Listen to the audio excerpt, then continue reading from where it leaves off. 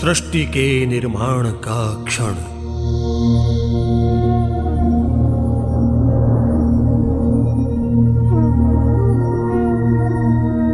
खोलती है मूक माटी।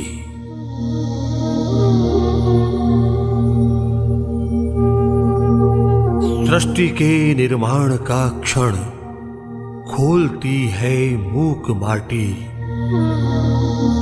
कितने कालों से धरा पर डोलती है मूक माटी।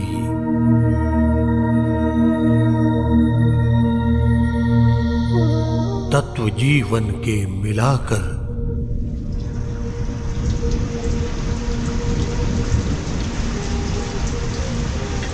तोलती है मूक माटी।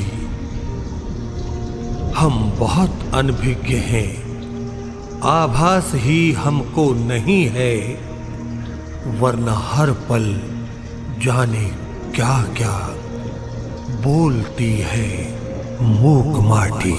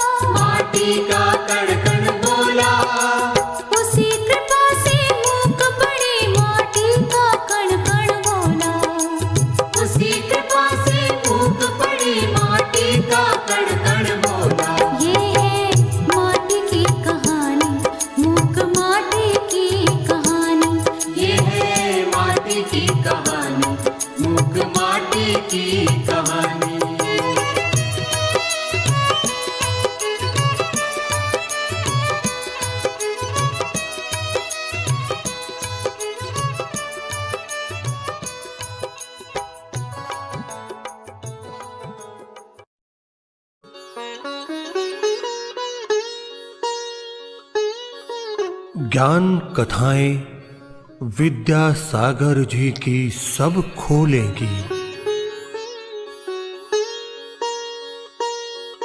वही मूक माटी अब बनकर पूर्णमति बोलेगी।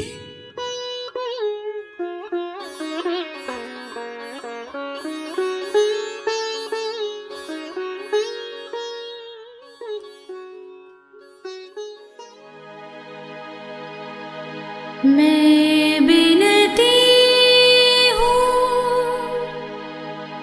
एक अरज हूँ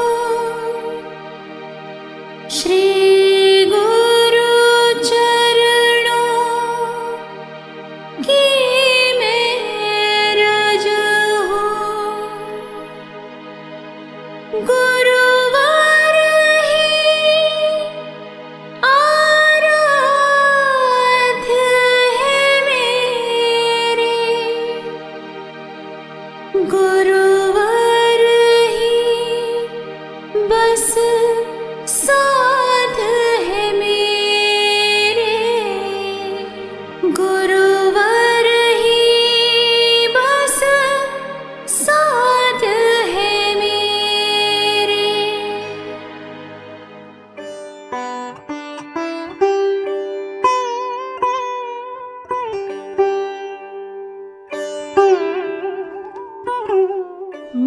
माटी एक महान संत की आत्मा का संगीत है।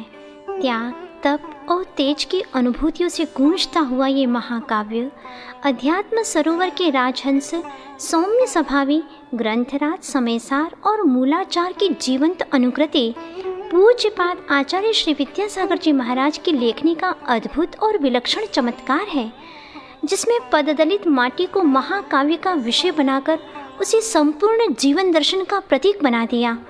मुक्ति के द्वार को खोलने में सर्वथा सक्षम अध्यात्म की अनोखी अनुभूतियों का प्रतिबिंब है ये मूक माटी, जिसमें व्यथा, करुणा, मार्मिकता, आस्था और आनंद की अमराइयाँ चार खंडों में पुष्पित और गुम्फित हो साकार होकर बोलती हैं। इसमें अंधकार से प्रकाश तक की और निगोद से मोक्ष तक की संपूर्ण यात्रा समाहित है। माटी इस महाकाव्य की मुखरित नायिका है और कुंभकार है नायक। माटी शिष्य का रूप है तो कुंभकार है गुरु। वात्सल्य और करुणा के अजस्र स्रोत को बहाने वाले श्री गुरुदेव ने अपने सुविचारों के वैभव से माटी को वो वरदान दिया कि उसके स्वर मुखरित हो उठे।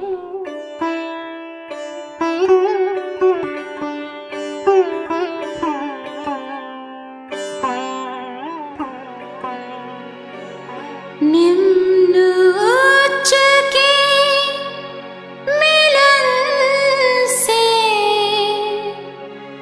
वह संकर हो जाए।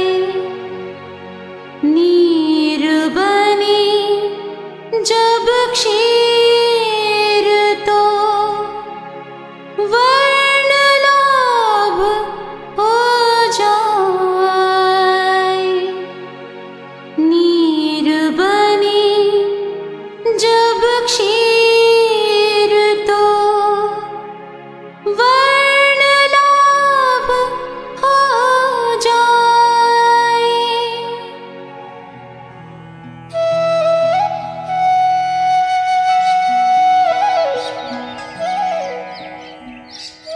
महामनस्वी चेतना के उच्चाशय शिखर स्पर्शी कवि हृदय आचार्य भगवान श्री विद्यासागर जी महाराज की मूक माटी महाकाव्य के प्रथम खंड की मंगल यात्रा निशा के अवसान और उषा के शान से प्रारंभ होती है। यह मंगल यात्रा प्रतीक है मिथ्यात्व की गहन रात्रि के समाप्त होने का और सम्यक स्वरूप मंगलमयी सुप्रभात का। प्रकृति पुरुष श्री गुरुदेव ने प्रकृति के सौंदर्य से इस महाकाव्य की पावन यात्रा का सूत्रपात किया है, जो हमें आत्म स्वभाव को पाने का शुभ संकेत दे रही है।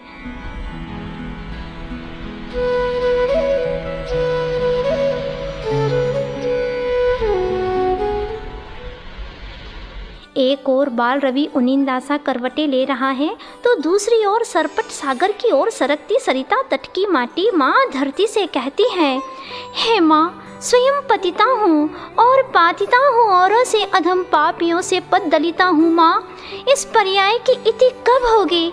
इस काया की च्युति कब होगी? बता दो माँ, बता दो माँ, इसे कुछ उपाय करो माँ, खुद अपाय हरो माँ। और सुनो माँ, विलंब मत करो, पद दो, पथ दो, पाथे भी दो माँ।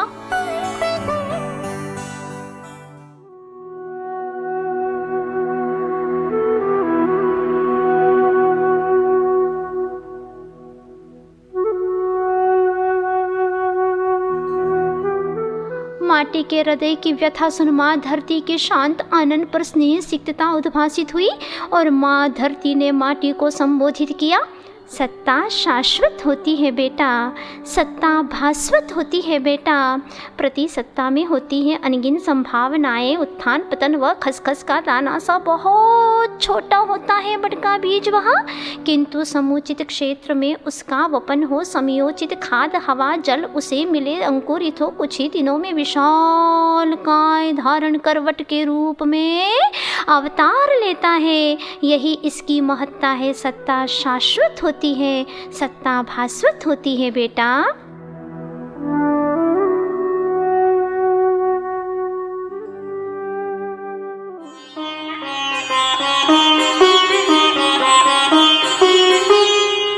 प्रत्येक आत्मा में परमात्मा होने की क्षमता है, बशर्ते उसे सही समागम मिले। सुनो बेटा, उजली उजली जल की धारा बादलों से झरती है, धला धूल में या धूमिल हो दलदल में बदल जाती है।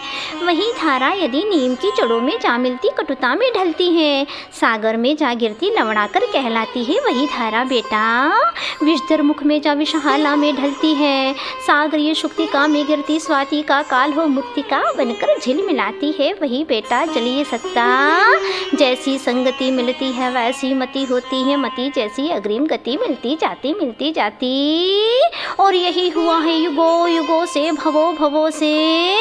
समझी बात? असत्य की सही पहचान ही सत्य का अवधान है बेटा। तुम्हें निश्चित ही अपनी मंजिल मिलेगी, लेकिन ध्यान रखना आस्था के साथ साधना की भी ज़रूरत होती है। प्राथमिक दशा में साधना के क्षेत्र में स्खलन की संभावना भी पूरी बनी रहती है बेटा।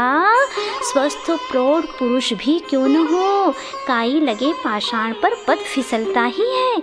इतना ही नहीं, निरंतर अभ्यास के बाद भी स्खलन संभव है। प्रतिदिन बरसों से रोटी बनाता खाता आया हो, तथापि वह पाक शास्त्री की पहली रोटी करड़ी क्यों बनती बेटा? इसीलिए सुनो, आयास से डरना नहीं, आलस्य करना नहीं, और अंत में इससे यही फलित हुआ कि संघर्षमय जीवन का उपसंहार वह नियम रूप से हर्षमय होता है। धन्य। इसीलिए तो बार बार यह स्मृति दिलाती हूँ कि टालने में नहीं, सती संतों की आज्ञा पालने में ही, पूत का लक्षण पालने में यह सूक्ति चरितार्थ होती है बेटा। और कुछ क्षणों तक मौन छा जाता है।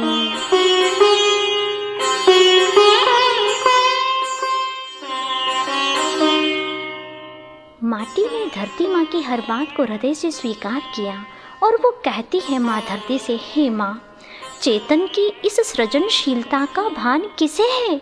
चेतन की इस श्रवणशीलता का ज्ञान किसे है? इसकी चर्चा भी कौन करता है रुचि से, कौन सुनता है मति से, और इसकी अर्चा के लिए किसके पास समय है माँ? आज तक इस जीवन में आध्यात्मिक अंकुर कभी नहीं फूटे। सच है, इस महाकाव्य के सृजता गुरुदेव श्री विद्यासागर जी महाराज ने प्रत्येक पृष्ठ पर नैतिकता, सात्विकता और धार्मिकता को समय समय पर उकेरा है। किंतु श्रोता जब आध्यात्मिक दृष्टिकोण से श्रवण करता है तो प्रत्येक अक्षरों से उभरता है आध्यात्मिक रस और आत्मिक आनंद झरने लगता है।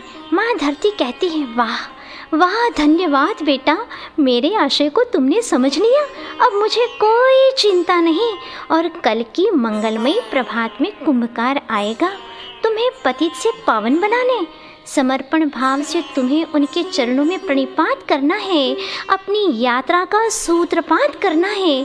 कुंभकार के आगमन के समय सूर्य रश्मियाँ अपना प्रकाश बिखेर चुकी थी।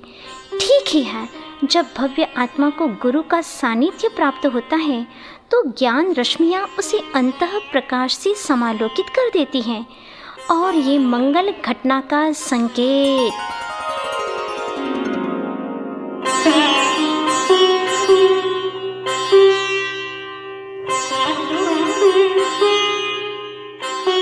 बाएं हिरण दाएं जाए, लंका जीत राम घर आए। यही दृश्य यहाँ देखा जा रहा है और भविष्य में विजय की कामनाएं साकार हो उठी हैं। कुंभकार ने ओमकार को नमन कर अहंकार का वमन किया। तदनंतर माटी को कुदाली से खोदना प्रारंभ किया, जैसे साधक ज्ञान की कुदाली से आत्मरस को खोदता है।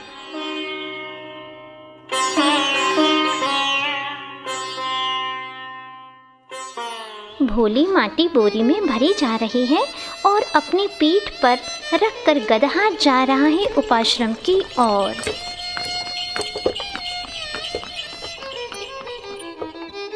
किंतु खुरदरी बोरी की रगड़ से पीठ छिल रही है, पीर मिल रही है। आंसुओं के बहाने बाहर आ पूरी बोरी को भिगोती सी माटी की अनुकंपा मानो कह रही है, दूसरों पर दया करना ही स्व की याद करना है। तभी गदहा प्रार्थना करता है, मेरा नाम सार्थक हो प्रभु। यानी गद का अर्थ है रोग, हा का अर्थ है हारक। मैं सबके रोगों का हंता बनूं, बस, और कोई वांछा नहीं। गदहा गदहा माटी की करुण भावना ने गधे की पीठ के घाव में मृदु मरहम का काम किया तो गधे की अनुकंपा से माटी के गाल घावहीन हो, छेद शून्य हो धुल गए। परस्परोपग्रहो जीवानाम यह सूत्र सूक्ति चरितार्थ हुई। कर्म विजय की इस यात्रा में उपाश्रम का परिसर आ गया। तुरंत बारीक तार वाली चालनी लाई गई और माटी छानी जा रही है। स्वयं शिल्पी चालनी का चालक है। वास्तव में गुरु ही शिष्य के विकारी कंकरों को निकाल सकते हैं। तभी माटी का संशोधन हुआ और माटी को संबोधन हुआ, किंतु निष्कासित कंकरों में समुचित सा अनुभूत संक्रोधन हुआ। तथापि संयत भावों में शिल्पी से निवेदन करते हैं वे कंकर कि हमारा वियोगीकरण माँ माटी से किस कारण हो रहा है। मृदु शब्दों में शिल्पी ने कहा कि नीर का क्षीर बनना ही वर्ण लाभ है, वरदान है, और क्षीर का फट जाना ही वर्ण संकर है, अभिशाप है। इससे ही फलित हुआ अलम विस्तरेण।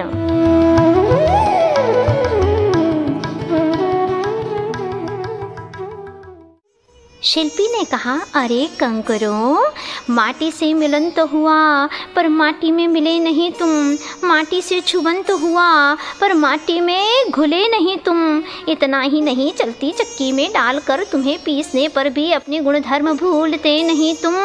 भले ही चूर्ण बनते रेतिल माटी नहीं बनते तुम में कहाँ है वह जल धारण करने की क्षमता। जलाशय में रहकर भी युगों युगों तक नहीं बन सकते जलाशय तुम। मैं तुम्हें हृदय शून्य तो नहीं कहूँगा, परंतु पाषाण हृदय अवश्य है तुम्हारा।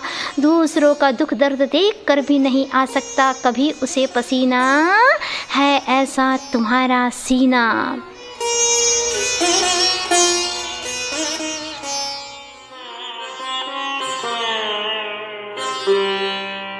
अंत में कंकरों का दल रो पड़ा। फिर प्रार्थना के रूप में, ओ मानातीत मार दो मूर्ति माटी माँ, एक मंत्र दो इसे जिससे कि यह हीरा बने और खरा बने कंचन सा। कंकरों की प्रार्थना सुनकर माटी की मुस्कान मुखरित होती कि संयम की राह चलो, राही बनना ही तो हीरा बनना है। स्वयं राही शब्द ही विलोम रूप से कह रहा है, राही हीरा।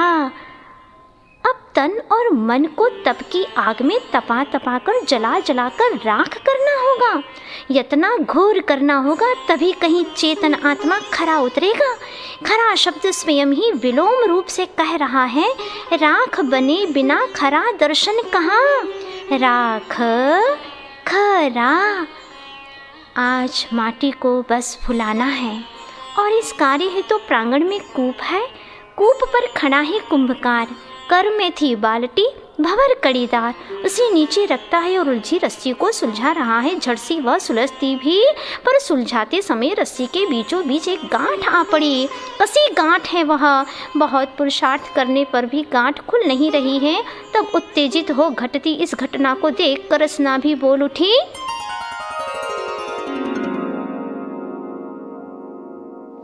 ओरी रस्सी, मेरी और तेरी नाम राशि एक ही है, परंतु आज तो रस्सी नहीं नीरस लग रही है। सीधी सादी थी, अब तक ना देती थी सी मानी जाती थी उदारा अनुदरासी, अब सरला नहीं रही तू, घनी गठीली बनी है और घनी हठीली बनी है। हठ छोड़कर गांठ को ढीली छोड़, अन्यथा पश्चाताप हाथ लगेगा तुझे चंद पलों में, जब अविभाज्य जीवन तेरा विभाजित होगा दो भागों में।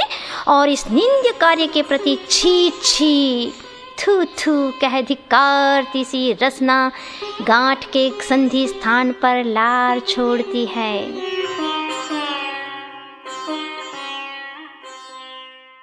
परिणाम यह हुआ कि रस्सी हिल उठी अपने भयावह भविष्य से और कुछ ही पलों में गांठ भीगी नरमाई आई, उसमें ढीली पड़ी वह। फिर क्या पूछो, दांतों की गरमाई आई। सफलता को देखकर ऊपरी और निचले सामने के सभी दांत तुरंत गांठ को खोल देते हैं। ये सच है, मोक्ष के मार्ग में गांठ कभी भी स्वीकार नहीं की जा सकती। मिथ्यात्व की गांठ खोलना अनिवार्य है ना। इसीलिए जैन दर्शन में श्रवण का मार्ग निर्ग्रंथों का मार्ग है। अब रस्सी पूछती है रसना से कुछ जिज्ञासा का भाव ले कि तुम्हारे स्वामी को क्या बाधा थी इस गांठ से। सो रसना रहस्य खोलती है। सुंदरी रस्सी, मेरे स्वामी संयमी हैं, हिंसा से भयभीत और अहिंसा ही जीवन है उनका। उनका कहना है कि संयम के बिना आदमी नहीं, यानी वही आदमी है जो यथा योग्य सही आदमी है। समझी बात? ओरी रस्सी बावली कहीं की मेरी आली।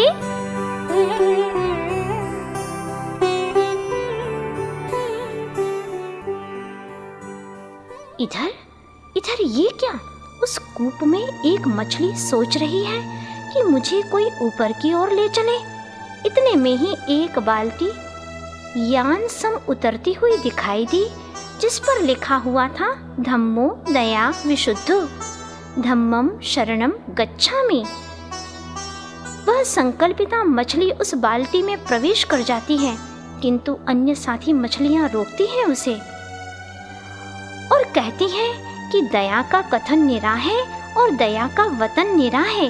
कहाँ तक कहें, अब धर्म का झंडा भी डंडा बन जाता है, शास्त्र शस्त्र बन जाता है अवसर पाकर।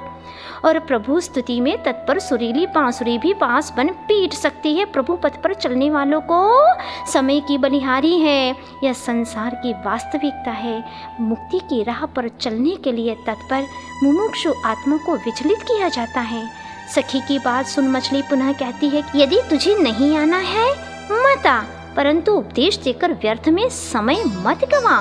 कुछ ही क्षणों में इस अवसर पर पूरा परिवार आ उपस्थित होता है और मुदित मुखी वह तैरती हुई मछलियों से उठती हुई तरल तरंगों से घिरी मछलियाँ ऐसी लगती है कि सबके हाथों में एक एक फूल माला है और सत्कार किया जा रहा है महा मछली का। नारे लग रहे हैं, मोक्ष की यात्रा सफल हो, मोह की मात्रा विफल हो, धर्म की विजय हो, कर्म का विलय हो, जय हो जय हो जय हो, जय जय जय जय हो।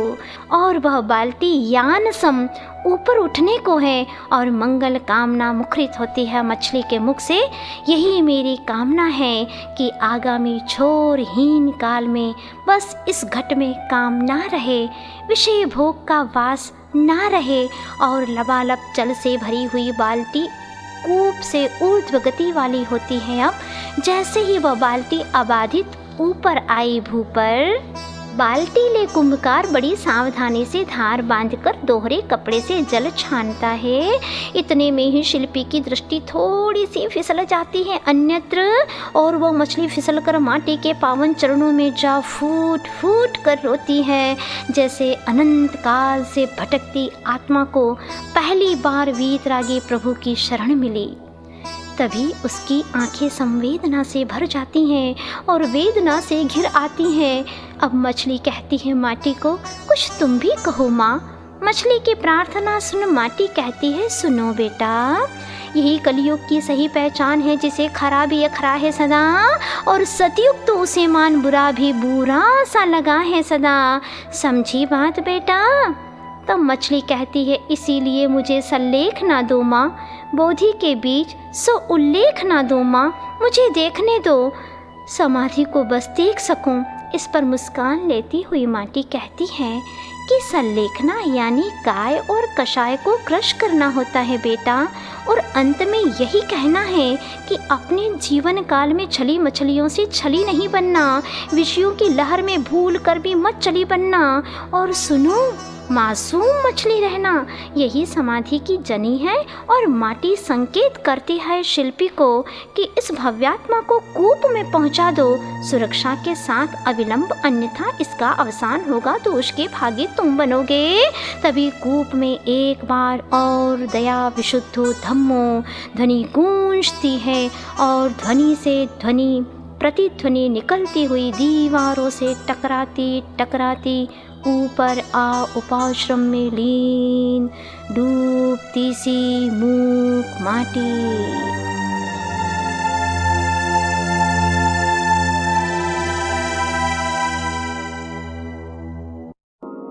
यह प्रथम खंड पूर्ण हुआ।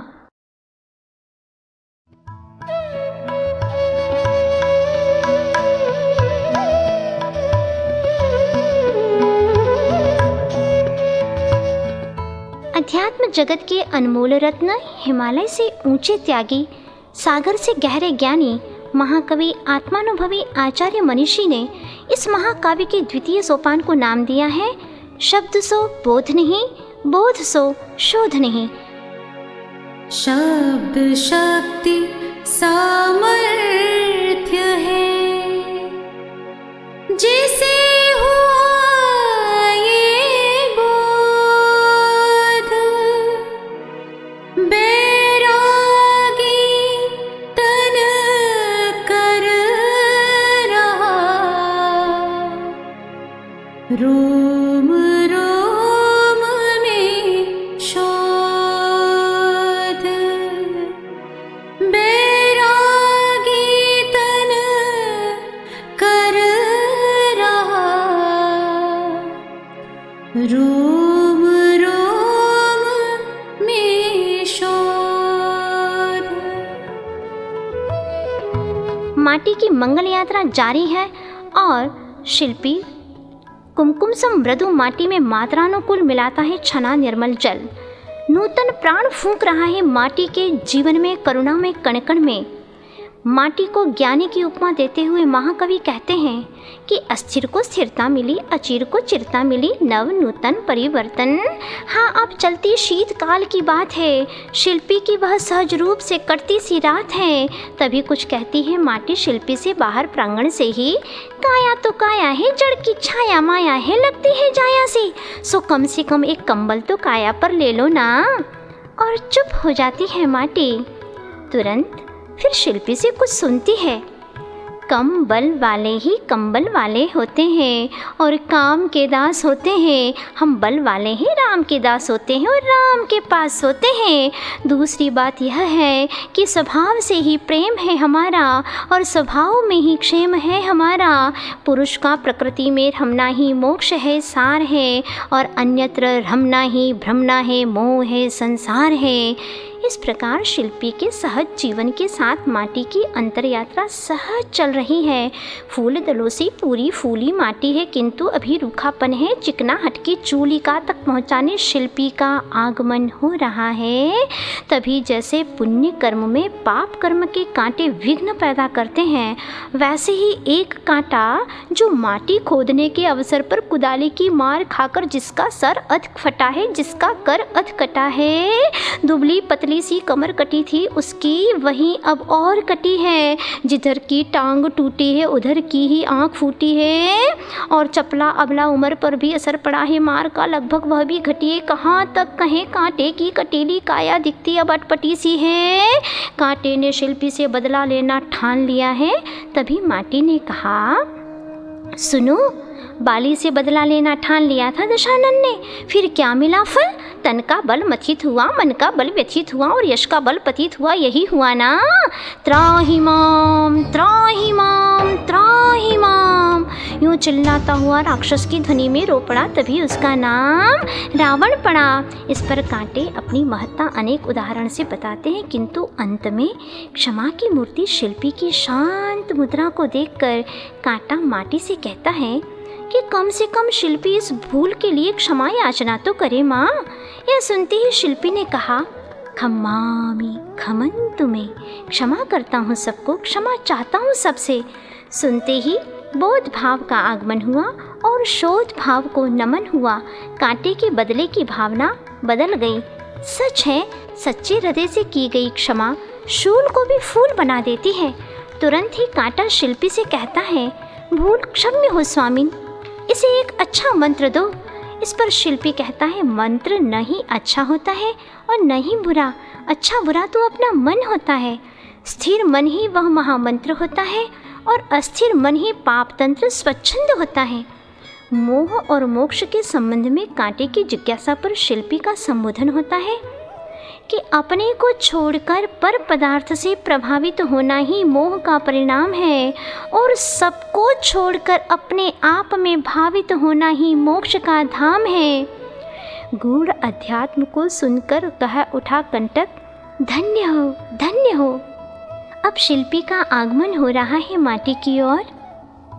फूली माटी को रौंदना है, रोंद कर लोंदा बनाना ही रोंदन क्रिया भी वह हथेलियों से संभव नहीं, वह पक्तलियों से ही संभव है।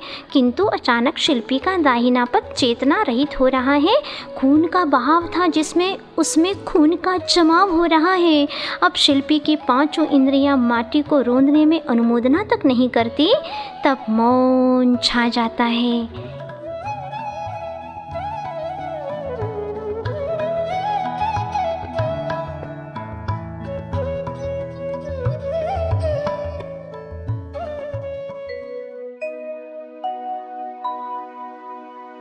वाणी करती प्रश्न ये, मन तो क्यों है मौन, इन सांसों के बीच में बोल रहा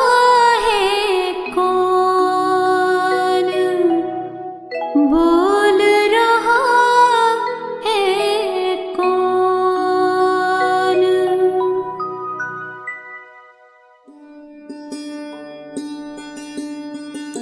इतने में शिल्पी का चेतन अपना आशय बताता है। वेतन वाले वतन की ओर कम ध्यान दे पाते हैं और चेतन वाले तन की ओर कब ध्यान दे पाते हैं।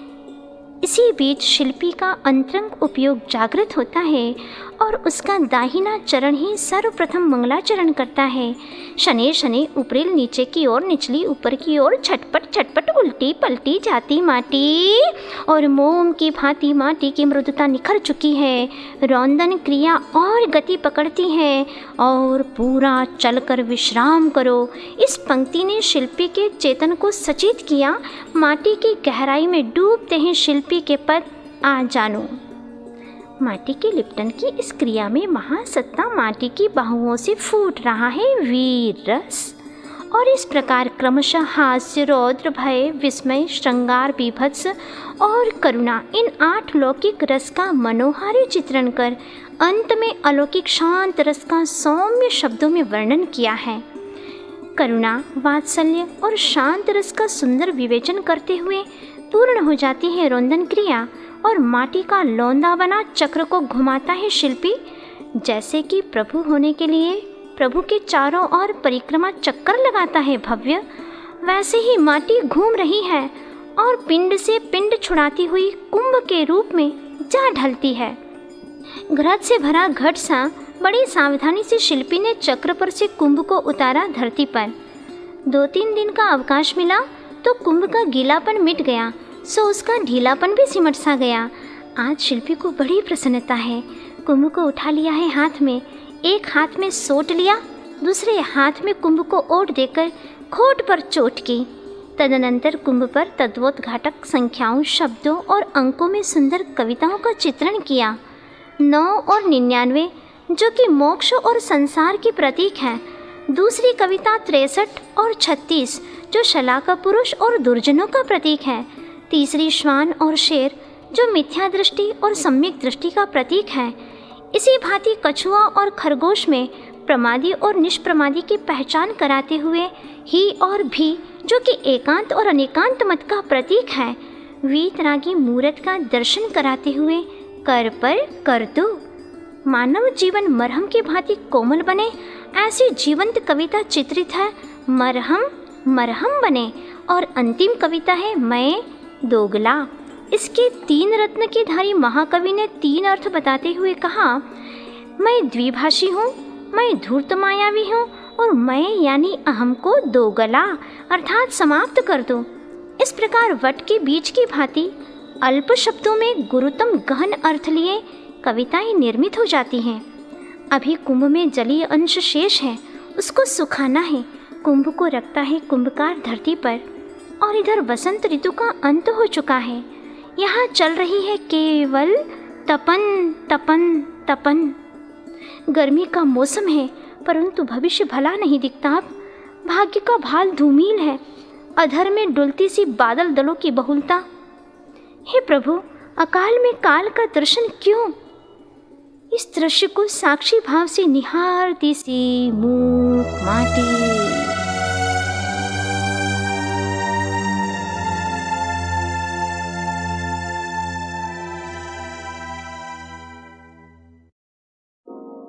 अब हम सुनेंगे अगले तृतीय खंड में पुण्य का पालन और पाप का प्रक्षालन कैसे होता है।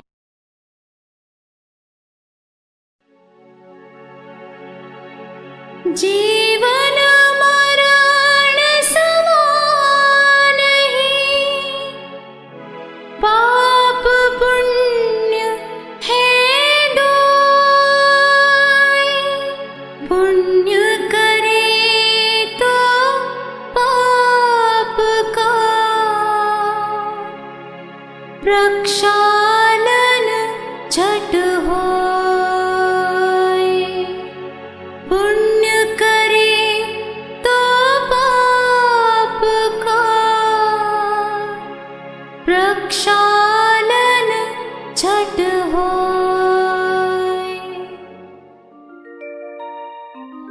सागर धरती के वैभव को बहा बहा कर ले गया है। यह जलधि ने जड़धि का बुद्धिहीनता का परिचय दिया है। अपने साथ दुर्व्यवहार होने पर भी प्रतिकार नहीं करने का संकल्प लिया है धरती ने। इसीलिए तो धरती सर्वसहा कहलाती है, सर्वस्वाहा नहीं। न्याय पथ के पथिक बने सूर्य नारायण से यह अन्याय देखा नहीं गया, सहा नहीं गया, तब प्रखर प्रखर तर अपनी किरणों से जलधि के जल को जला जला कर सुखा दिया। चुरा कर भीतर रखा हुआ अपार धन वैभव दिख गया। कई बार भानु को घूस देने का प्रयास किया गया, पर न्याय मार्ग से विचलित नहीं हुआ वह, परंतु चंद्रमा विचलित हुआ और उसने जल तत्व का पक्ष लिया। लक्ष्य से चित हो भरपूर घूस ले लिया, तभी तो उज्जवल भाल कलंकित हुआ उसका। अन्यथा दिन में क्यों नहीं, रात्रि में क्यों निकलता है घर से बाहर। खेद है, चंद्रमा का ही अनुसरण करती हैं ताराएं भी। सच है, अर्थ की आंखें परमार्थ को देख नहीं सकती, जैसे रागी द्वेषी मोही की आंखें वीतरागी का दर्शन कर नहीं सकती। जल को मुक्ता के रूप में ढालने में शुक्ति का सीप कारण है, और सीप स्वयं धरती का अंश है। बांस भी धरती का अंश है। बादलों से गिरा जल बांस की संगति पा वंश मुक्ता में बदलने लगा।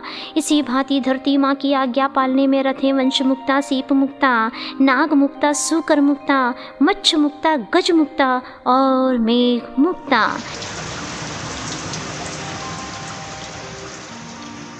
इन सब विशेषताओं से सातिशय यश बढ़ता गया धरती का, किंतु जैसे विषय भोगी को वितराग विज्ञान अच्छा नहीं लगता, वैसे ही चंद्रमा की चांदनी को धरती का यश अच्छा नहीं लगता। इसी प्रसंग में मंगल घट की मंगलमयी यात्रा आगे प्रयाण करती है। 3-4 दिन हो गए, किसी कारणवश विवश होकर जाना पड़ा कुंभकार को बाहर, पर प्रवास पर तन ही गया है उसका। मन यहीं पर बार बार लौट आता आवाज पर। इस बीच सागर के संकेत पाकर गजगामिनी ब्रह्मामिनी दुबली पतली कटी वाली गगन की गली में अबलासी पीत पद्म शुक्ल लेशाधरी 3 बदली निकल पड़ी है। बदलियों का प्रयास चलता है सर्वप्रथम प्रभा को प्रभावित करने का। कुछ ही पलों में प्रभा तो प्रभावित हुई, किंतु प्रभाकर के पराक्रम में कमी नहीं आई। जैसे दिव्य देवांगनाओं के कटीले कटाक्ष वैरागी को किंचित भी प्रभावित नहीं कर पाते। अपनी पत्नी किरणों को प्रभावित देखकर प्रभाकर का प्रवचन प्रारंभ हुआ। प्रवचन प्रासंगिक है, पर है सरोष। शत्रुता छू नहीं सकती जिन्हें, ये आरी नहीं सो नारी। महोत्सव जीवन में लाती है, सही रास्ता दिखाती है, संयम की जठराग्नि को तीव्र करती है सो महिला। अवगम ज्ञान ज्योति लाती हैं, वर्तमान में लाती हैं, और न बला सो अबला कहलाती हैं। पृथ्वी पर लक्ष्मी को देने वाली प्राथमिक लौकिक मंगल कुमारी है। सम शील संयम तीनों में पुरुष को कुशल बनाती है सो स्त्री है। सुख सुविधाओं का स्रोत सुता, दो हित जिसमें निहित हो वह दुहिता है। जो सबके आधारशिला हो, सबकी जननी वह माता है। मात्र अंग ना है, चेतन स्वरूपा है, वह है अंगना।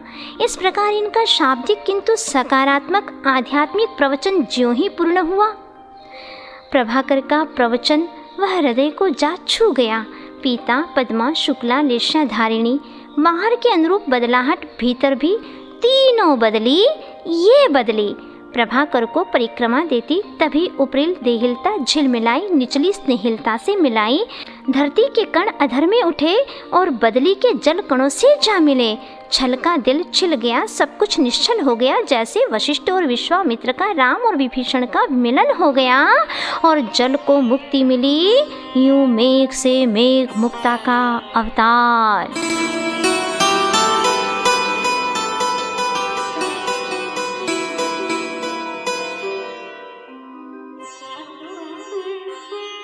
और मुक्ता की वर्षा होती अपक्व कुंभों पर कुंभकार के प्रांगण में, किंतु कुंभकार की अनुपस्थिति प्रांगण में मुक्ता की वर्षा हाथों हाथ हवा से उड़ी बात राजा के कानों तक जा पहुंचती है। ज्यों ही राजा की मंडली नीचे झुकती मुक्ता की राशि भरने को, त्यों ही गगन में गुरु गंभीर गर्जना। अनर्थ अनर्थ अनर्थ, पाप पाप पाप। क्या कर रहे हैं आप? परिश्रम करो, पसीना बहाओ। मंत्री समेत सारी मंडली मूर्छित हुई। राजा कीलित हो गया, जमाने का झमकट आ गया। इसी अवसर पर कुंभकार का भी आना हुआ। देखते ही सोचने लगा, मंगलमय प्रांगण में दंगल क्यों हो रहा प्रभु? तभी शिल्पी ओंकार उच्चारण के साथ शीतल जल को मंत्रित कर सिंचन करता है। जैसे लक्ष्मण को पवित्र विशल्या का समागम होते ही मूर्छा दूर हो जाती है, जैसे अनादि मिथ्या दृष्टि को गुरु द्वारा देशना मिलते ही आत्म दृष्टि खुल जाती है, वैसे ही पल भर में मुदी आंखें खुल जाती हैं। तभी विनयावनत कुंभकार कहता है, अपराध क्षम्य हो स्वामिन, मेरी अनुपस्थिति के कारण आपको कष्ट हुआ। और मुक्ता की राशि को बोरियों में स्वयं अपने हाथों से भरता है। तुरंत मंडली समेत राजमुख से निकलती है ध्वनि, सत्य धर्म की जय हो, सत्य धर्म की जय हो। इस प्रसंग में कुछ कहता है अपक्व कुंभ भी प्रजापति को संकेत कर, बाल बाल बच गए राजन, बड़े भाग्य का उदय समझो। लक्ष्मण रेखा का उल्लंघन रावण हो या सीता, राम भी क्यों न हो, दंडित करेगा ही। कुंभ के व्यंगात्मक वचनों से राजा के मुखमंडल में परिवर्तन देख कुंभकार ने कुंभ की ओर बंकिम दृष्टिपात कर कहा, लघु होकर गुरुजनों को भूलकर भी प्रवचन देना महाअज्ञान है दुखमुदा, परंतु गुरुओं से गुण ग्रहण करना यानी श्रीपथ पर चलेंगे हम, यूं उन्हें वचन देना महावरदान है सुख सुधा। कुंभ को समझाते कुंभकार की बातों से राजा की मति का उफान उतरता गया और कुंभकार के निवेदन पर राजा मुक्ता राशि को स्वीकारता है और मुक्ता की दुर्लभ निधि ले राजकोष को और समृद्ध करता है। इसी भांति धरती की धवलीम कीर्ति वह बढ़ती जा रही है, किंतु धरती के यश को और बढ़ाती हुई लजीली सी लौटती बदलियों को देख सागर क्षोभित हुआ, लोचन लोहित हुए, उसके भ्रुकुटियाँ तन गई उसकी। और कुछ मनोभाव व्यक्त करता है सागर कि स्वस्त्री हो या परस्त्री, स्त्री जाति का यही स्वभाव है कि किसी पक्ष से चिपकी नहीं रहती वहाँ। इसीलिए भूल कर भी कुल परंपरा संस्कृति का सूत्रधार स्त्री को नहीं बनाना चाहिए और गोपनीय कार्य के विषय में विचार विमर्श भूमिका नहीं बताना चाहिए। न्याय पक्ष के पथिक प्रभाकर से यह सहा नहीं गया, तब बड़वानल को संकेत किया,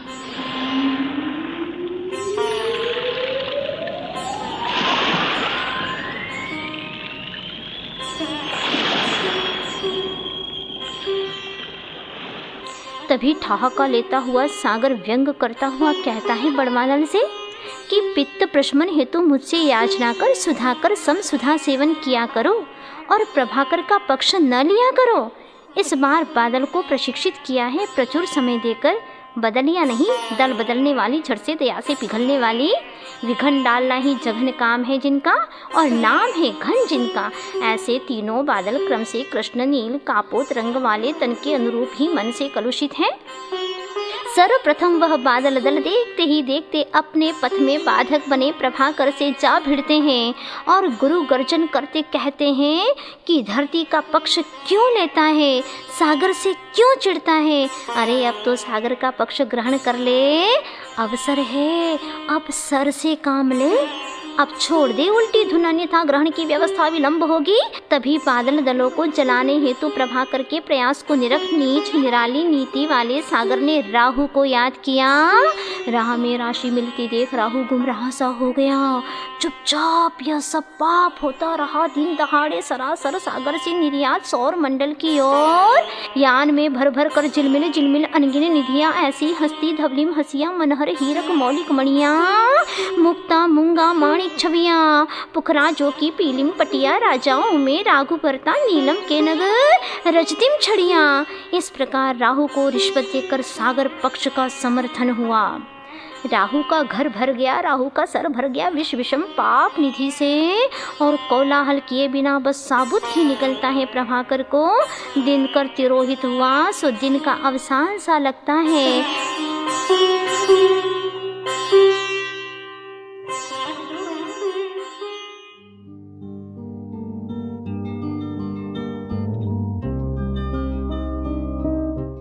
सत्य परेशान हो सकता है किंतु पराजित नहीं। कर्मों की कितनी ही तेज आंधी क्यों न चले, किंतु आत्म स्वभाव की दीप को कभी बुझा नहीं सकती। सज्जन की भांति सूर्य धरती के पक्ष में है और सूर्य अग्नि तत्व है और अग्नि मित्र है पवन का। इस प्रसंग में अरुक अथक होकर भी पवन के पथ थमे हैं। आज अपनी मित्र की आजीविका लुटती देख सारे वन उपवन में केवल भर भर आया है करुण क्रंदन। यही नहीं, पंछी दल ने संकल्प लिया कि सूर्य ग्रहण का संकट यह जब तक दूर नहीं होगा तब तक भोजन पान का त्याग। बादलों का कई गुना खून बढ़ गया, किंतु यह स्मरण रहे, जब हवा काम नहीं करती तब दवा काम करती है, जब दवा काम नहीं करती तो दुआ काम करती है, जब दुआ भी काम नहीं करती तो स्वयं भुवा काम करती है।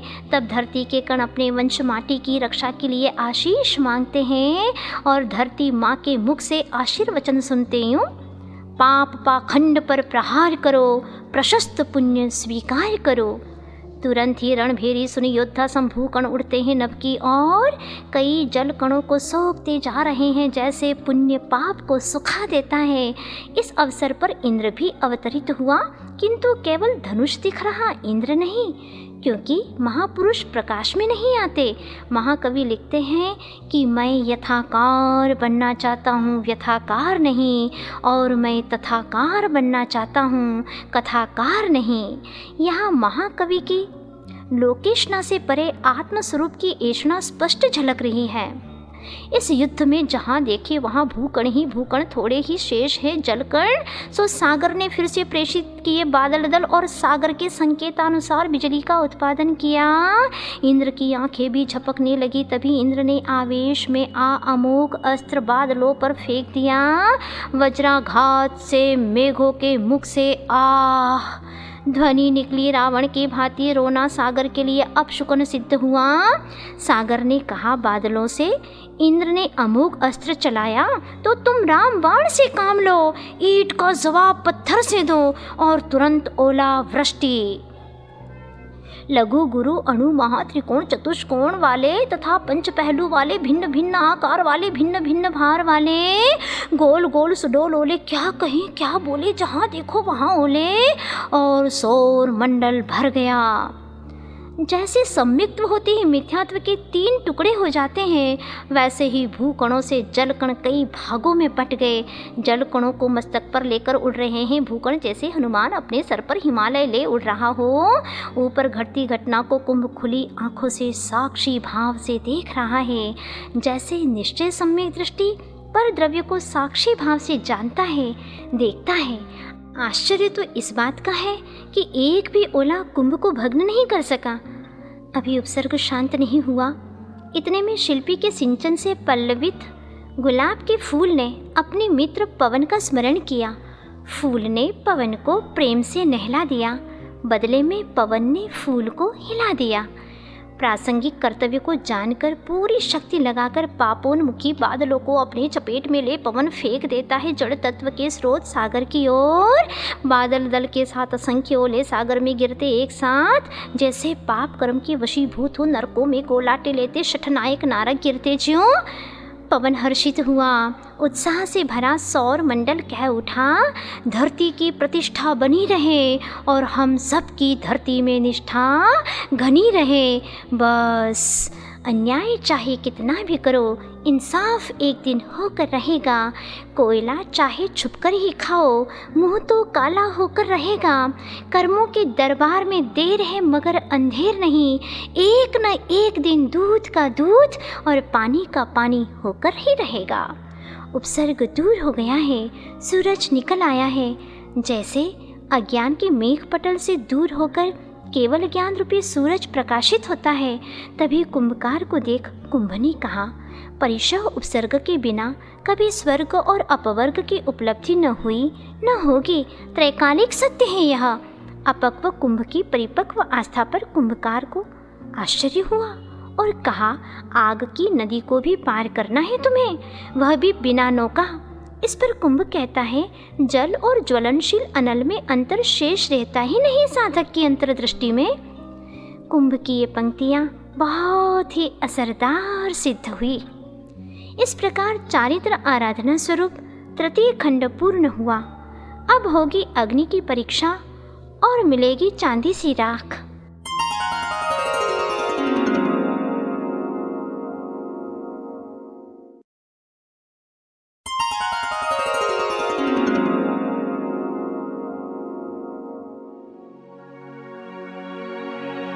अग्नि की भी हो रही अग्नि परीक्षा नित्य, तब चांदी सी राख में जगमग करता सत्य, तब चांदी सी राख में जगमग करता सत्य।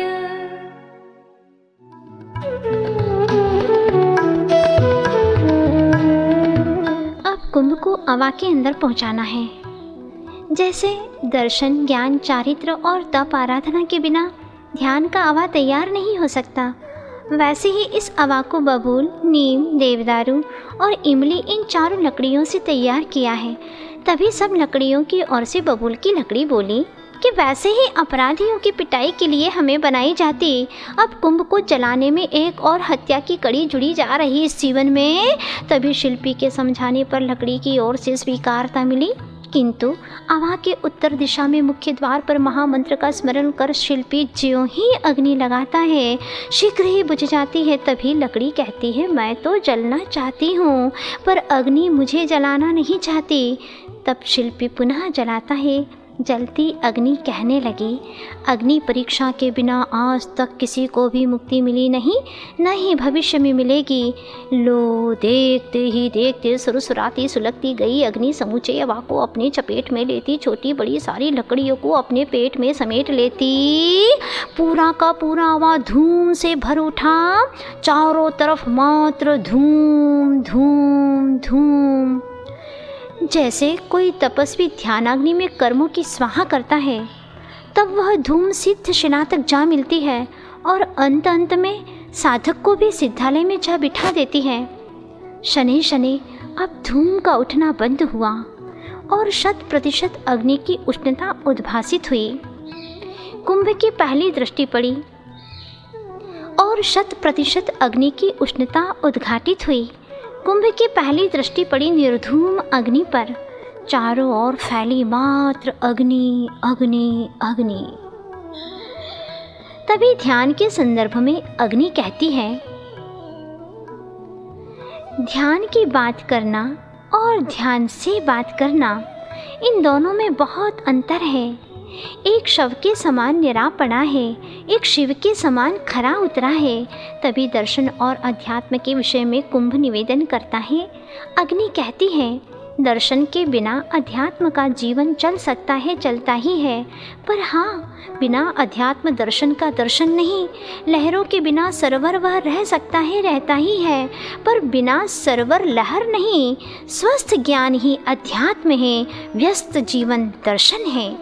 तभी कुंभ से मिलता है अग्नि को साधुवाद और अग्नि धधक उठी।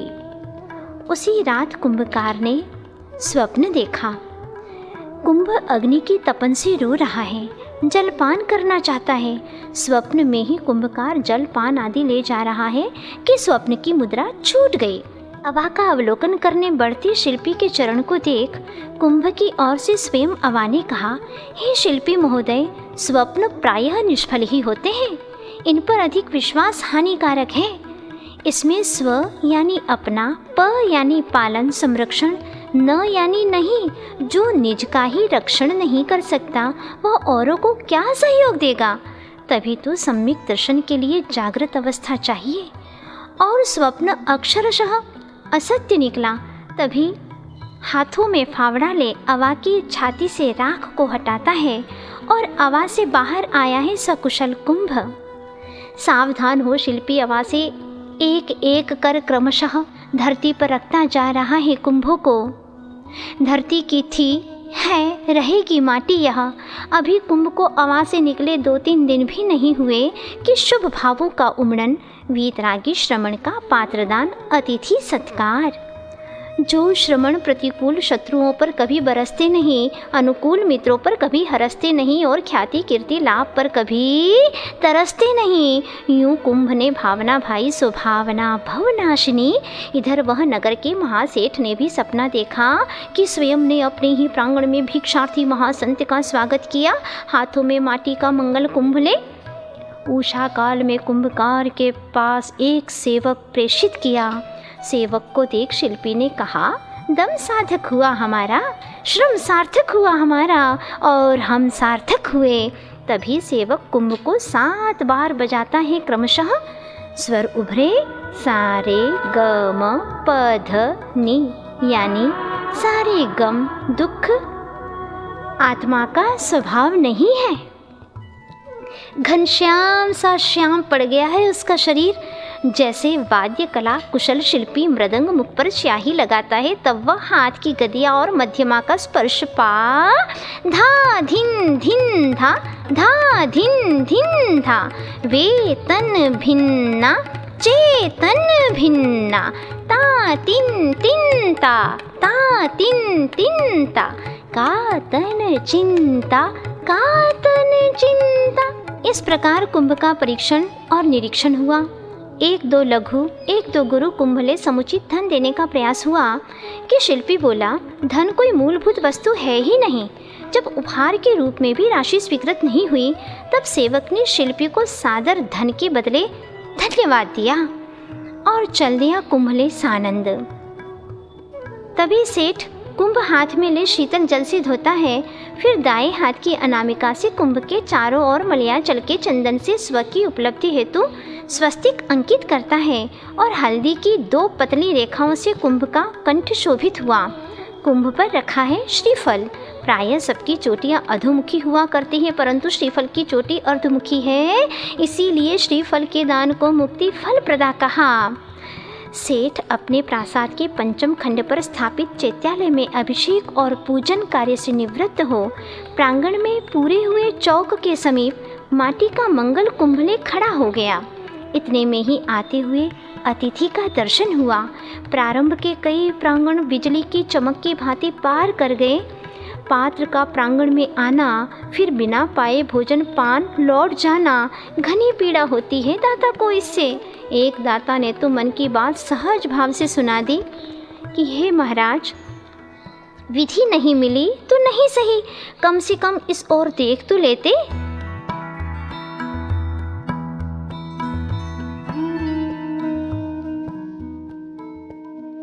स्वामीन, कई बार पात्र मिले पर भावना नहीं जागी।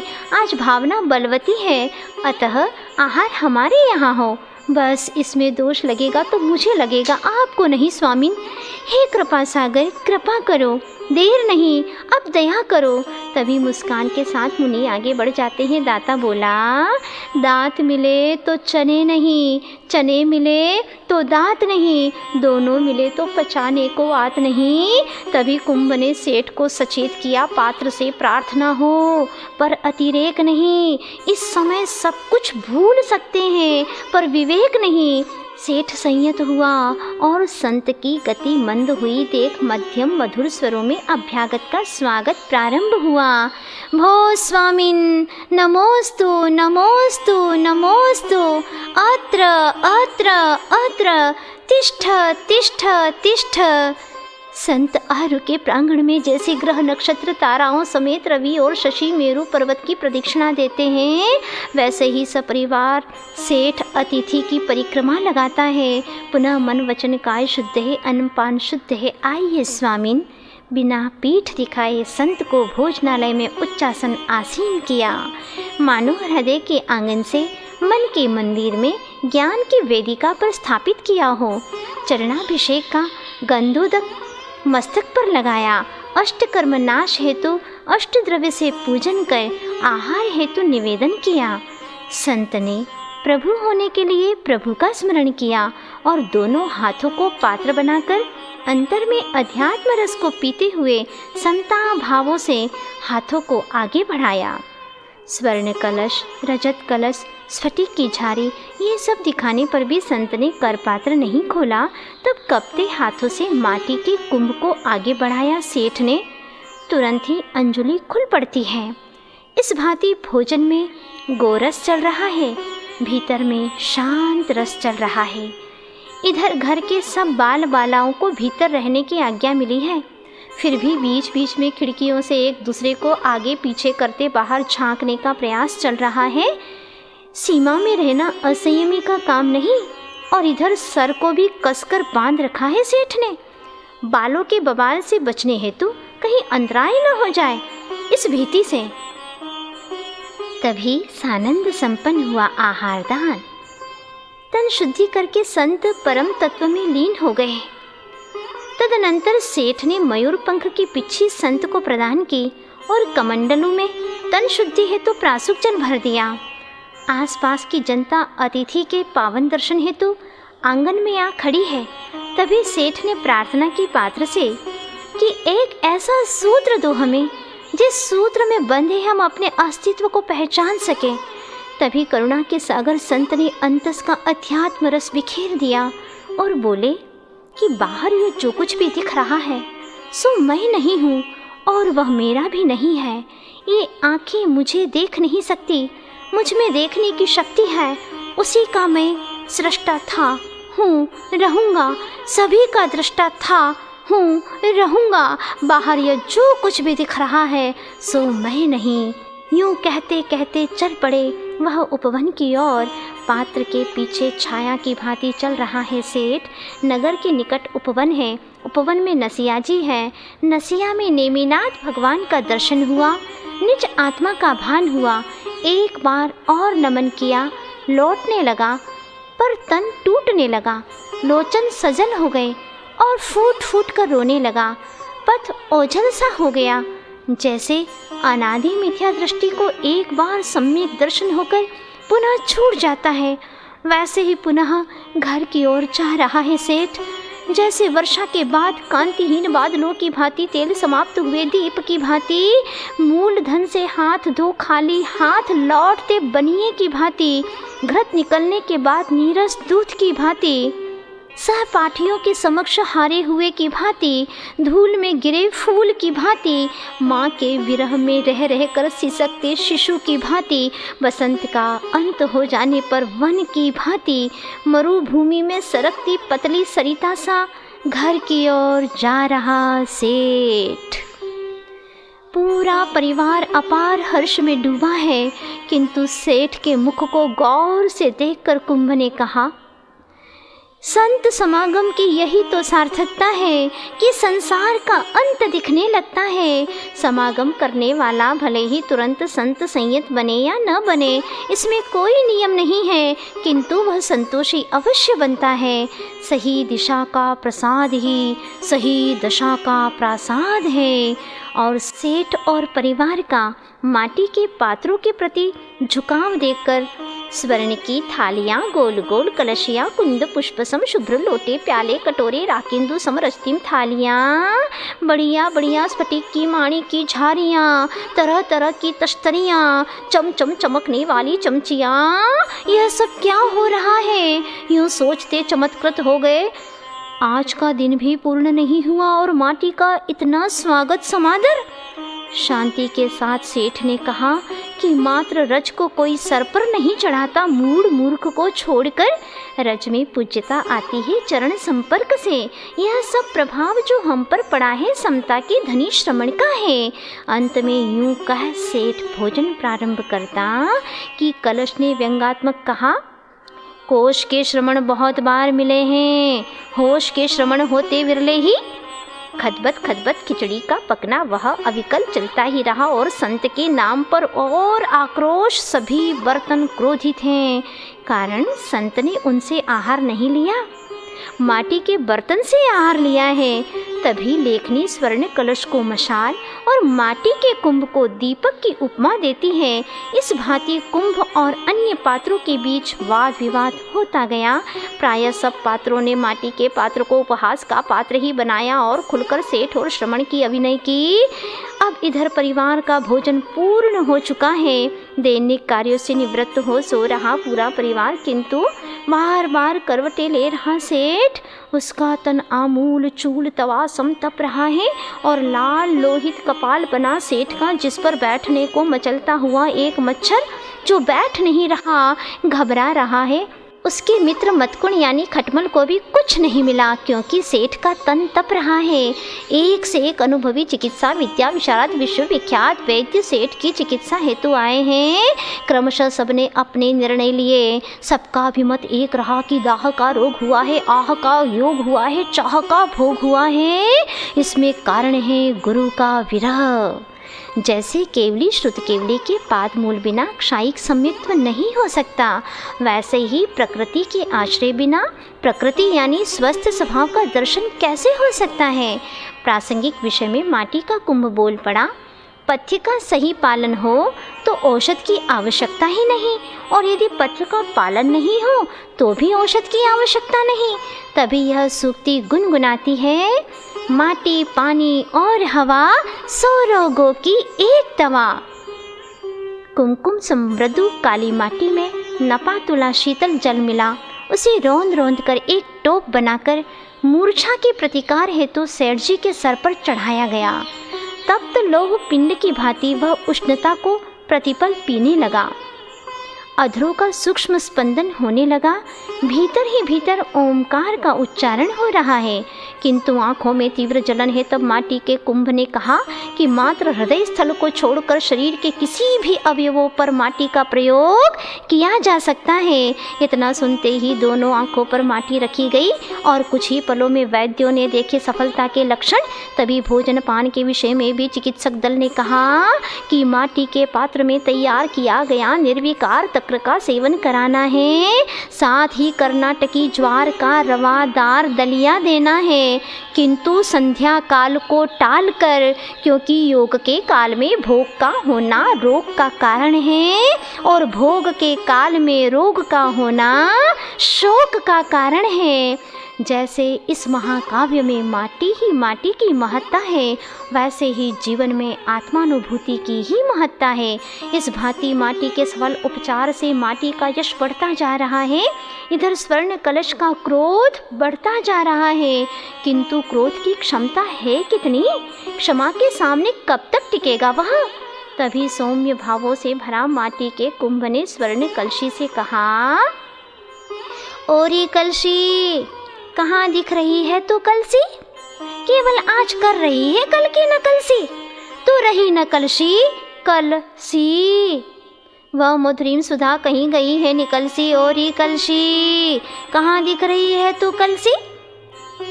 माटी के व्यंगात्मक भाषा सुन बदले के भाव से भरा भीतर से जलता घुटता स्वर्ण कलश परिवार सहित सेठ को समाप्त करने का षड्यंत्र करता है। दिन और समय निश्चित होता है आतंकवाद को आमंत्रित करने का और गुपचुप मंत्रणा होती है स्वर्ण कलश की अपने सहचरों से अनुचरों से। तभी स्वर्ण कलश के सन्मुख बड़ी समस्या आ खड़ी हुई कि अपने में ही एक और असंतुष्ट दल का निर्माण हुआ है और उस दल की संचालिका है स्फटिक की उजली झारी। वह प्रभाविता है माटी के कुंभ से। धीरे धीरे झारी का पक्ष सबल होता जा रहा है। चंद चमक से उछलती हुई चांदी की कलशियाँ, चालाक चालकों से छली बड़ी छोटी चमचियाँ, तामसता से तने तमतमाते ताम्र बर्तन और भी भ्रम में पड़े प्यासे प्याले प्यालियाँ, ऐसे लगभग सभी भाजन स्वर्ण पक्ष को ठुकराकर झारी के चरणों में झुकते हैं। तभी झारी कहती है, हे स्वर्ण कलश, संत की दृष्टि में सोने की गिट्टी और मिट्टी एक है। अब मान यान से नीचे उतर कर आओ तुम। जैसे सीता को लौटाने हेतु मंदोदरी का संबोधन रावण को कहाँ प्रभावक रहा और विभीषण भी राम में जा मिला, वैसे ही स्फटिक की झारी माटी के पक्ष में मिलकर संकेत करती है और कुंभ ने सेठ परिवार को सचेत किया। तभी आसपास की निरपराध जनता आतंकवाद में कहीं फंस न जाए, इस पवित्र भावना से घर के पिछले द्वार से पूरा परिवार निकल जाता है। सेठ के हाथ में है मात्र एक पथ प्रदर्शक कुंभ, पीछे पाप भीरू परिवार। इस प्रकार पुर गोपुर पार कर घनी वनी में जा पहुँचे। तभी बांस पंक्ति वंश मुक्ता की वर्षा करती है।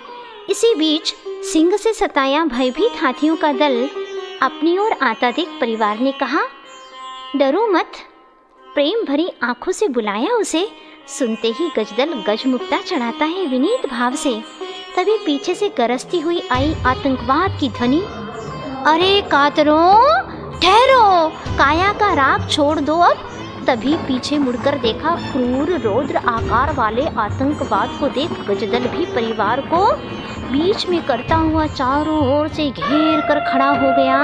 हाथियों की गर्जना से गगनांगन गूंज उठा। बड़ी बड़ी बामियां धूल बनकर गिर पड़ी। क्रूर विषधर बाहर आ निकले। सर्पों ने परिवार को निर्दोष, गजदल सरोष और आतंकवाद का दल सरोष है यह जान लिया। तब प्रधान सर्प ने कहा कि क्रूर अपराधी को क्रूरता से दंडित करना भी एक अपराध है। अतः किसी को काटना नहीं, मात्र शत्रु को शह देना है। और चारों ओर घिर गए अनगिन नाग नागिन। आतंकवाद ही स्वयं आतंकित हुआ और घनी वनी में जा छुप गया। सर्प अपद हैं, किंतु बिना कारण किसी को काटते नहीं। जिन पदों की पूजा के लिए इनका जीवन तरस रहा था, ऐसे सेठ व परिवार के समक्ष मौलिक दुर्लभ नागमणि का अर्पण हुआ। वहीं से बार बार आतंकवाद झाड़ियों से झांकता रहा और तुरंत साधित मंत्रों से मंत्रित 7 नींबू काली डोर में बांधे काली मेघ घटाओं की कामना के साथ शून्याकाश में उछाल दिए। तुरंत ही काली घनी मेघ घटाएं छा गई। मूसलाधार वर्षा के साथ ओलावृष्टि होने लगी, किंतु गजदल से परिवार का रक्षण चलता रहा। इतने में बादल दल छट गए। परिवार खड़ा है नदी तट पर। यहीं से लौटने का उद्यम हुआ कि कुंभ ने सचेत किया, अभी आतंकवाद गया नहीं। जैसे कर्म जब तक जीवित हैं अव्याबाद सुख हो नहीं सकता, वैसे ही जब तक जीवित है आतंकवाद धरती शांति की श्वास ले नहीं सकती।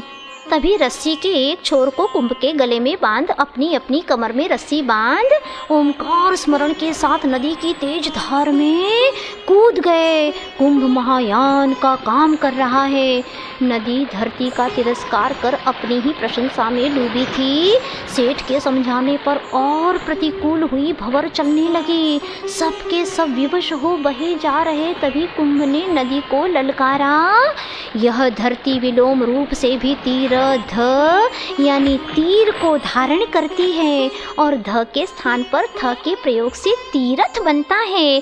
फिर भला कैसे डुबा सकती हो तुम हमें, जब आग की नदी को पार कर आए हम। तत्काल कुंभ का माँ धरती के प्रति समर्पण को देख एक महामत्स्य मुक्ता प्रदान करता है। इसकी विशेषता यह है कि अगाध जल में भी पथ पा जाता है और यही हुआ तुरंत। बिन मांगे मोती मिले, मांगे मिले न भीख। प्रथम श्रेणी में उत्तीर्ण विद्यार्थी संपरिवार प्रसन्न है, किंतु आतंकवाद का वही रंग है, वही ढंग है, अंग अंग में वही व्यंग है। जैसे मुक्ति पथ के पथिक को कर्म का आतंक अंत अंत तक बाधा देता है, वैसे ही यहाँ घटित हो रहा है और नदी से आतंकवाद की प्रार्थना। ओ माँ जल देवता, क्या इन पापियों को भी प्यार करती है तो? यदि नहीं तो इन्हें डुबो दे। इस पर नदी कहती है, जो कुछ है धरती की शोभा इनसे ही है। अब बल का दुरुपयोग नहीं होगा, समर्पण हो चुका है, ऊर्जा उपासना में पलट चुकी है। किंतु आतंकवाद की नौका को और गति मिली। परिवार के सम्मुख अंधाधुंध पत्थरों की वर्षा करने लगा। पत्थरों की मार से रक्त की धारा बह उठी है। ऐसी स्थिति में भी सेठ का संघर्ष चल ही रहा है। आतंकवाद का कुंभ को फोड़ने का प्रयास, कमर में कसी रस्सी को काटने का प्रयास भी सफल नहीं हुआ। मानो जल देवता ने ही परिवार के चारों ओर रक्षा मंडल की रचना की हो। जैसे सीता, मैना, सुलोचना की रक्षा की थी देवों ने, यह चमत्कार मत्स्य मुक्ता का भी हो सकता है। किंतु आतंकवाद की क्रूरता चरम सीमा पर है। अपने हाथों में बड़ा सा जाल ले परिवार के ऊपर फेंकने को है कि धरती के उपासक पवन से यह देखा नहीं गया। तत्काल प्रलय का रूप धरता है और एक ही झटके में जाल को दूर शून्य में फेंक दिया। कई गोलाटे लेते हुए नाव में ही सिर के बल गिर गया आतंकवाद का दल। नाव भी डामाडोल हो गई और लगभग सब डूबने को है। सेवक की भांति पवन भी कुंभ के संकेत से संयत हुआ। परिवार को 3 परिक्रमा देती आतंकवाद की नाव। जैसे लक्ष्मण की मूर्छा टूटी विशल्या की मंजुल अंजुली के जल सिंचन से, वैसे ही आतंकवाद की मूर्छा टूटी। किंतु फिर वही पकड़ो पकड़ो, ठहरो ठहरो, मारो या हमारा समर्थन करो। यह सुनकर परिवार का दिल हिल उठा। आत्मसमर्पण की सोच ही रहा था कि नदी ने कहा, उतावली मत करो। सत्य का समर्पण, वह भी असत्य के सामने। क्या सती चलेगी व्यभिचारिणी के पीछे? नहीं नहीं, कभी नहीं। कहती कहती नदी कोपवती हो आतंक की नाव को नचाने लगी। तुरंत ही आतंक दल ने परिवार डुबोने के लिए जल देवता का स्मरण किया। तब देवों ने कहा, विद्या बल की अपनी सीमा होती है। हम स्वयं सेठ परिवार के समक्ष मृग शावक से खड़े हैं। इतने में ही आतंक दल की नाव डूबने लगी। देवता दल की बात सच निकली। पश्चाताप से घुटता कहता आतंक कि हे क्षमा के अवतार, तुम्हारे बिना हमें यहाँ शरण नहीं है। तब सेठ ने कहा, माँ धरती की आंखों में नहीं, गोद में शरण लो। तुरंत ही डूबते हुए आतंकवाद के 9 सदस्यों को सेठ परिवार के सज्जन सदाशयी सम्यक दृष्टि 9 आत्माओं ने हस्तावलंबन दे तार दिया। आतंकवाद का अंत और अनंतवाद का श्री गणेश, संसार का अंत, सिद्धालय का श्री गणेश। आगे ही मंगल कुंभ और इधर नदी के कूल में आकुलता दिखने लगी। कुंभ का स्वागत करना है उसे। तभी चाव से कुंभ ने तट का स्पर्श किया। कर्मों की नदी से बाहर निकल आए सब प्रसन्नता की श्वास स्वीकारते। परिवार ने कटी में कसी रस्सी के प्रति कृतज्ञता व्यक्त की और परिवार छने जल से कुंभ को भरकर आगे बढ़ा कि वही पुराना स्थान जहाँ माटी लेने आया है कुंभकार। परिवार सहित कुंभ ने कुंभकार का अभिवादन किया कि स्मृतियाँ ताजी हो आई।